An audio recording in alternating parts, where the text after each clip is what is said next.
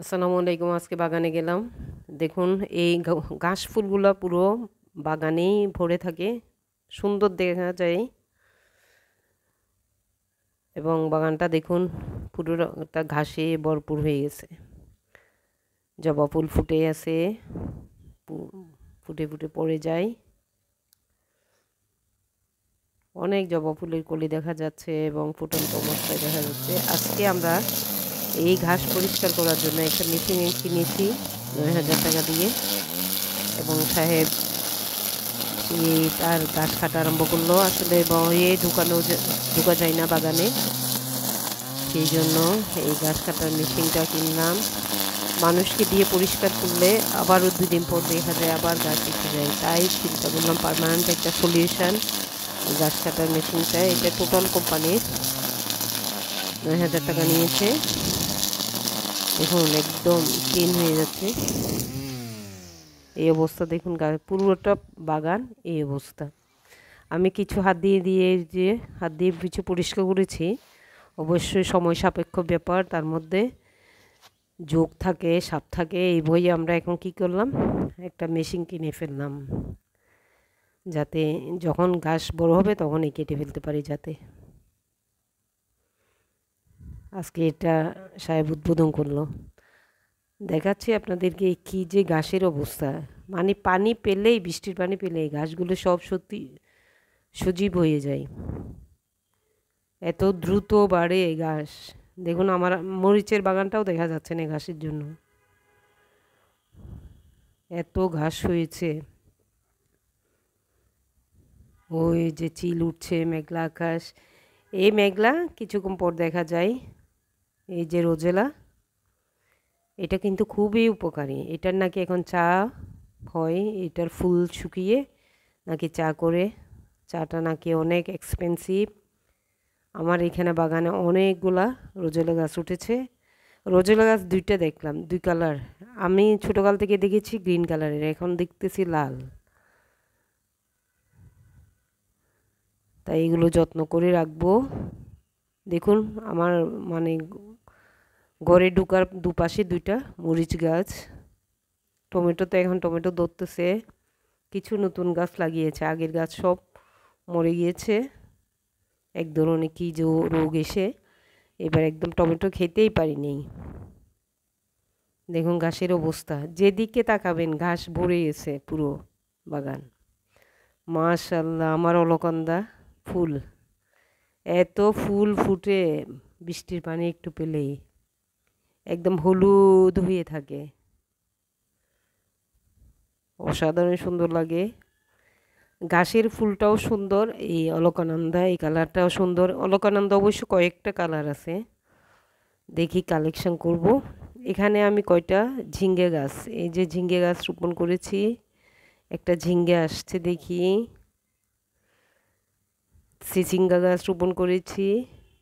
শশা গাছ রোপণ করেছিলাম, দেখি শশা গাছটা কেমন জানি হয়ে গিয়েছে। আসলে জিনিসের মানে গাছের প্রতিটা জিনিসেরই যত্ন নিতে হয়। এখানে যদি ঠিকমতো গোবর দেওয়া যেত বা অর্গানিক কোনো জৈব সার দেওয়া যেত, তাহলে এই সুন্দর করে বেড়ে উঠতো। অবশ্যই এখন এই রোদ এই বৃষ্টির জন্য আর ঘাসে এত ভরে আছে, ভয়ে যাওয়া হয় না। না হয় এগুলো গেলে একটু অর্গানিক এই জৈব সার বা আপনার গোবর দিয়ে মাটি উঠিয়ে দিলে এগুলো অবশ্য সতেজ হতো। দেখুন না, ঢোকার কোনো উপায় আছে? এত ঘাস হয়, এত ঘাস হয় বাগানটাতে। প্রতি বছর ৫-৭ হাজার টাকা দিয়ে পরিষ্কার করি শীতকালে, কিন্তু বর্ষার পানি পড়তে না পড়তেই দেখা যায় আবার এরকম ঘাস হয়ে যায়। ওই যে বাগানে পানি দেওয়া হলে তখন দেখা যায় পানি একটু পেলেই ঘাস আবার নিচে থেকে জেগে উঠে। আজকের বাগানের ভিডিওটা দেখাচ্ছি, এই ভিডিওটা করলাম আপনাদের জন্য, শেয়ার করব আপনারা দেখবেন। চ্যানেলটা সাবস্ক্রাইব করবেন আমার। আসলে আপনারা দেখলেই ভালো লাগে, এই যে কষ্ট করে যে ভিডিওটা করি। এটা সার্থক হবে আপনারা যদি ভিডিওটা দেখেন। এই হলো ঢেঁড়স গাছ। ঢেঁড়স গাছে গতবার দেখলাম কয়েকটা ফুল ছিল, এখন দেখি একটা ঢেঁড়সও নেই। এখন দেখি আবার দুই একটা ফুল আসছে, এই যে।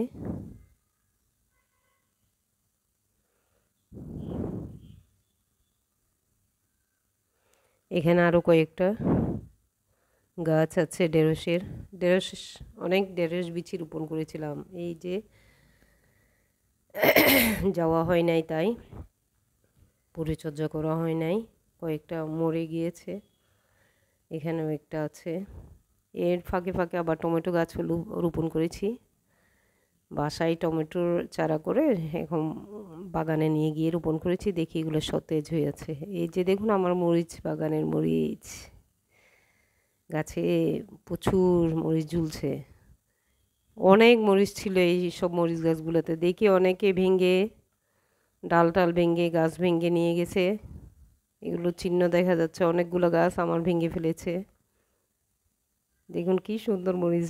আসলে নিজের গাছে হ্যাঁ যদি একটা ফল ধরে এত আনন্দ লাগে, মন ভরে যায়।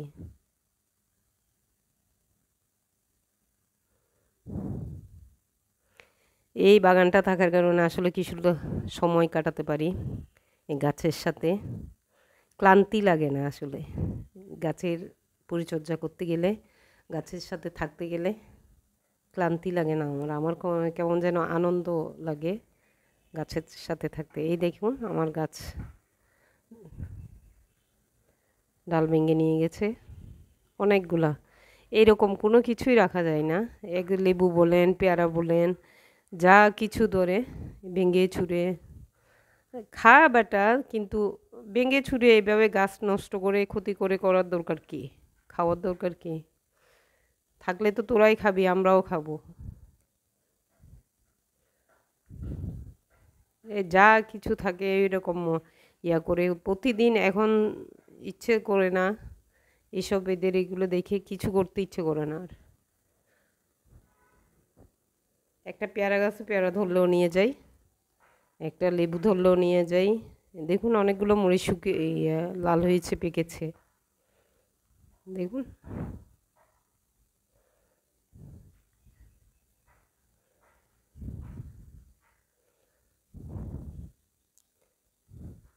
এরকম একটা সবজি বাগান থাকলে আসলে সময় কোন দিকে পার হয়ে যায়, দিন কেটে যায় ভালোই সবুজের মধ্যে থেকে।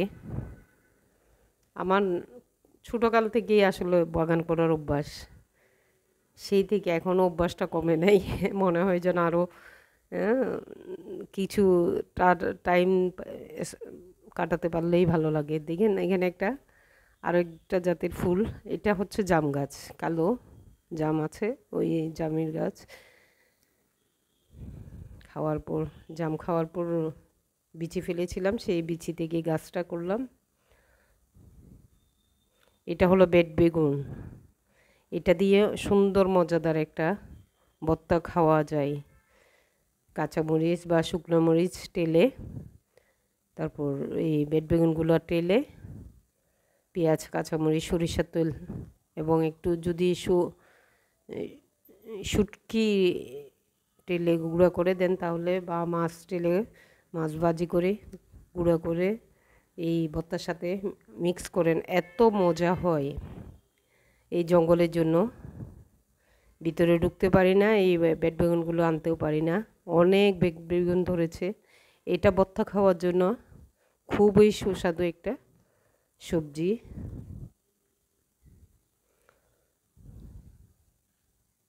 দেখুন কতগুলো গাছ নষ্ট করে ফেলেছে, ভিতরে ঢুকে ভেঙে ফেলেছে মরিচ নিতে গিয়ে। কষ্ট লাগে আসলে, পুরো একটা গাছ ভেঙে ফেলেছে, আবার কয়েকটা গাছের ডালও ভেঙে ফেলেছে, মরিচ ঢাল ভেঙে ফেলে গেছে। অনেক মরিচ ছিল, এই লম্বা লম্বা গাছগুলোতে অনেক মরিচ ছিল, কিন্তু গত ভিডিওতে আপনাদেরকে দেখিয়েছিলাম।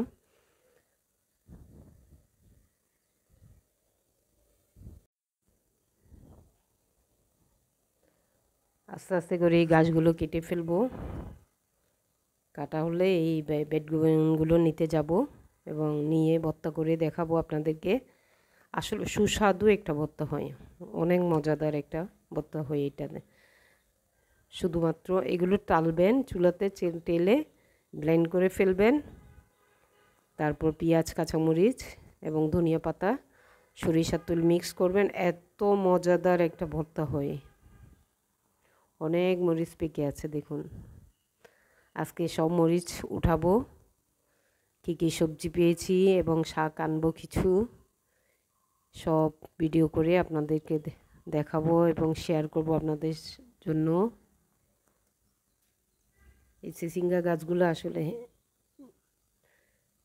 কিছু গোবর, এটা হচ্ছে অরল গাছ। অনেক জবা ফুল ফুটে ফুটে ফুটে পড়ে যায়, সুন্দর লাগে এই জবাগুলো। কোনো আপনার জবা গাছে 5টা থাকে, পেডেল থাকে, কিন্তু এগুলোতে দেখি অনেকগুলো পেডেল থাকে, পাপড়ি, অনেকগুলো পাপড়ি। এটা মনে হয় কোথাও দেখি নেই এরকম জবা গাছ। দেখুন অনেকগুলা পাপড়ি আছে এক একটা জবা গাছে। এখানে কিছু টমেটো গাছ আছে, এই যে নয়নতারা ফুটে আছে দেখুন। এই পাশে একটা মরিচ গাছ,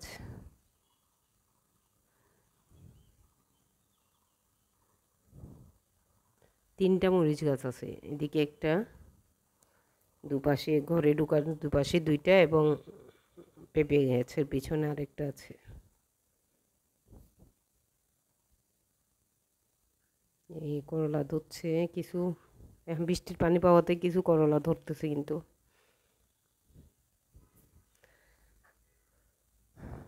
বাগানে কবে, এই যে বেগুন, এই বাগান থেকেই কিছু কিছু সবজি আনার কারণে আমাদের চলে যাই বাজারে। কবে গিয়েছি আসলে আর মনেই নাই।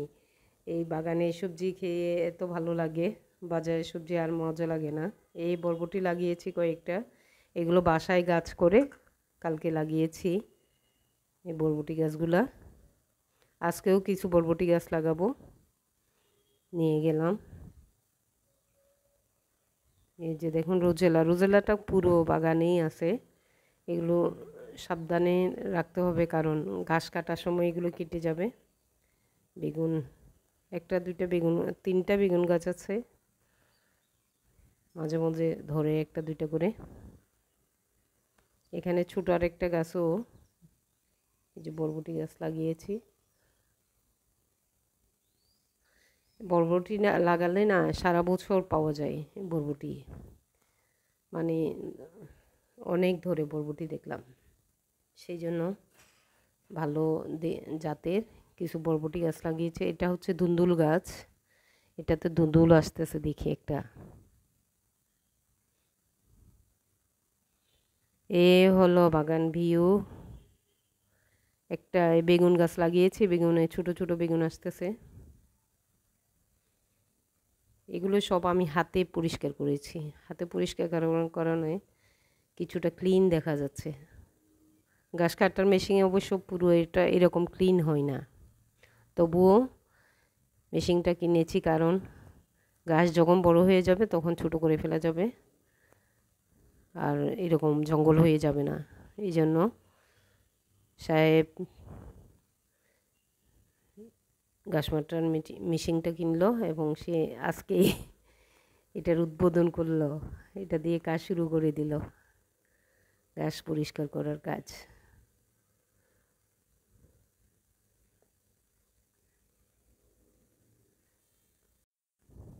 এই রোজেলাগুলো অনেক উপকারী নাকি, এটা দিয়ে টক রান্না করে খাওয়া হয় এবং চাও বানানো যায় নাকি। আমার পেঁপে গাছ দেখুন, কোনো পেঁপে নাই, আর সব পেঁপে খাওয়া শেষ।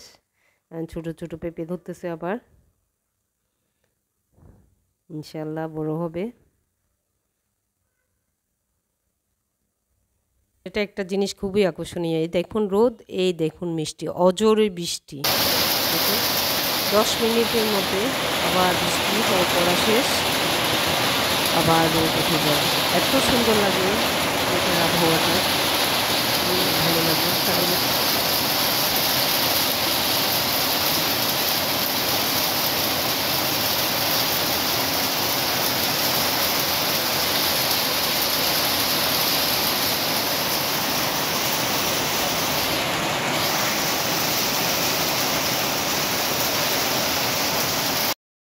টিনের ছাউনির উপর বৃষ্টি পড়ার যে শব্দটা, রিমিঝিমি শব্দ, এত মধুর লাগে, মনে হয় যেন গ্রামের বাড়িতে আছি।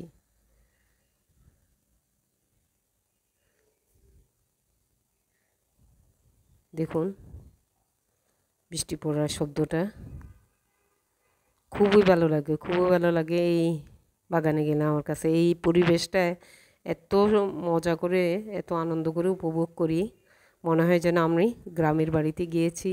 বৃষ্টির দিনে বৃষ্টির পানিতে হাঁটছি, টিনের উপর বৃষ্টির ফোঁটা পড়ছে, রিমিঝিমি শব্দ,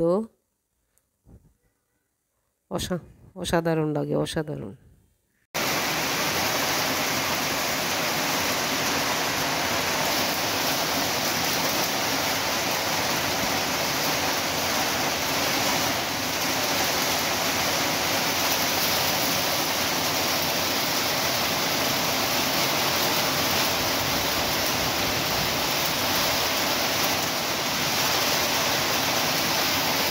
ঝোড়ো ঝোড়ো বাদল মুখর বাদল দিনে, আজি ঝোড়ো ঝোড়ো মুখর বাদল দিনে, জানি নে কিছুতে ভালো লাগে না, ভালো লাগে না। আজি ঝোড়ো ঝোড়ো মুখর বাদল দিনে, আজি ঝোড়ো ঝোড়ো মুখর বাদল দিনে, আজি ঝোড়ো ঝোড়ো মুখর বাদল দিনে, জানি নে কিছুতে কেন যে মন ভালো লাগে না, লাগে না। আজি ঝোড়ো ঝোড়ো মুখর বাদল দিনে। কালকে অনেক সবজি এনেছি, দেখুন এই যে পাকা মরিচ, অনেকগুলো পাকা মরিচ ছিল, নিয়ে এসছি। বৃষ্টির পানিতে সব নষ্ট হয়ে যাবে, পচে যাবে, তাই বাসায় শুকাবো এবং এগুলো গুঁড়া করে মরিচের গুঁড়া রান্নার জন্য তৈরি করব। এই যে এটা আরেকটা জাতের মরিচ, এটা কিন্তু একটু ঝাল আছে, এটা খাবো ভাতের সাথে। আর কিছু এই যে নতুন সবজি পেয়েছি, করলা, কাঁকরোল, দু জাতেরই পেয়েছি অনেকগুলা। এগুলা আসলে আমাদের 2-3 দিন চলে যাবে এই সবজিতে। 3টা কাঁকরোল পেয়েছি, নতুন সবজি কিন্তু এটা। আর বরবটি পেয়েছি, বেগুন পেয়েছি কিছু, 2টা টমেটো পেলাম, তারপর পাকা পেঁপে পেয়েছি 5টা, এবং কিছু শাক পেয়েছি। এই হলো হিলিঞ্চা শাক, প্রচুর অনেক শাক এনেছি। এই হলো মিষ্টি কুমড়া শাক। এগুলোতে আমাদের 3-4 দিন চলে যাবে। আসলে অর্গানিক সবজি বলেই কথা, এগুলো খেলে আর বাইরের সবজি খেতে ইচ্ছে করে না, এত মজা লাগে। সামান্য একটু তেল লবণ দিয়ে রসুন দিয়ে একটু ভাজি করলে এত মজা হয়, ফ্লেভার হয়। আরও কিছু শাক এনেছি এবং সবজি এনেছি, আমাদের খালাকে দিলাম, আসলে উনিও খেয়ে মজা পায়।